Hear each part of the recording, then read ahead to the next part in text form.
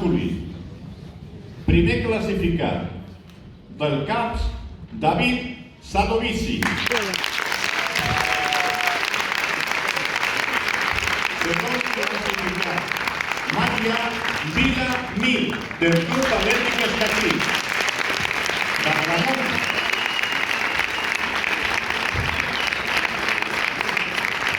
El tercer classificat en la categoria prebenjamí masculina és Gerard Marfull Carulla, del CH Tàrrega.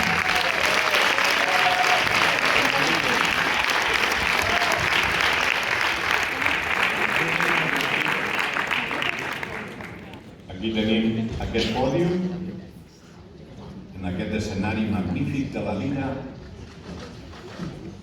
de la ciutat de Tremp. I les nostres autoritats ja entregant els guardons.